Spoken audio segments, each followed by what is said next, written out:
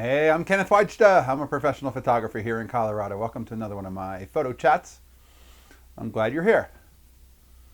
So today I want to talk about being happy with our work.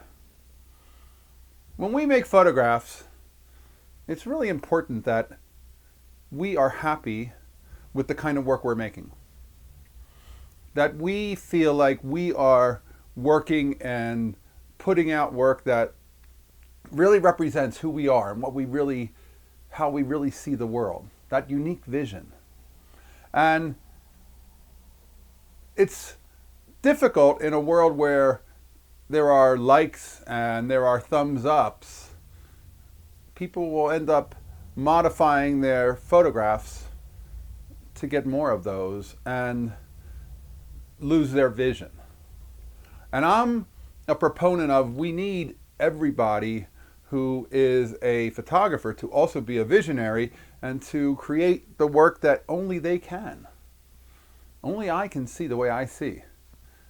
Only you can see the way you see. And the world is better off with your vision. We don't need a copy of Robert Frank. We don't need a copy of Joel Meyerowitz. We don't need a copy of Stephen Shore. We have them. What we don't have is you and me. And we have to make work that matters to us. And there may be people who don't like it. Nobody's going to like everything. There's always going to be somebody who doesn't like something just because of what they bring to it and what their tastes are. And the point that I'm trying to make in this talk is so much about, do you like your work? Do you hang it up in your home? Do you gift it to people? Do you put it out in gallery shows? Do you put it online? And when you do you like it? Because that's the only thing that has to happen. Any artist has to satisfy themselves. And then anybody else who likes it is a bonus. But to try to chase the popularity, to try to chase likes and thumbs ups, you'll end up making the same pictures over and over that the masses deem easy to like or cliche, because you're not making that work that shows us what you see, the way you see it.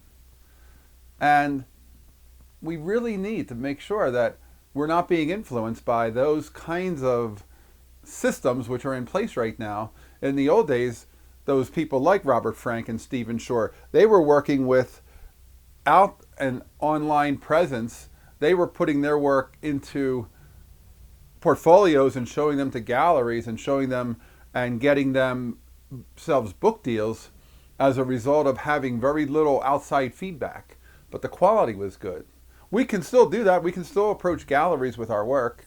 We can still approach book publishers with our work. We don't have to be locked into Instagram or Facebook or any of the places where people typically share photos. I've often said I don't make photos for a glance and a swipe. I just don't. I'm not interested in putting photographs out on a regular basis just so people can glance at them and then never see them again. I make photographs to gift to people, to print, to put into shows, and to put into projects. And at the end of the day, I like those photos. I like those projects. And that's why I make them. And if we go forward with wanting to make the kind of work that we really need to do, we will make our best work. And there's a chance that nobody will discover us, and we will still have the benefit of having made the work that we wanted to make. And there's an added bonus that maybe somebody will discover us, and we'll get that book deal, that gallery show, and we'll be amongst those people that people name, and then they will imitate us, which we don't need them to do that either. We all just need to be ourselves. Do your vision. Put it to the world. And share it, because nobody else can do it but you. All right, that's today's photography talk. If you're enjoying these, hit the subscribe button. If you can support, hit the Patreon. Thanks to all of my supporters. I'll be back next time. We'll talk more photography. As always, here's the good light.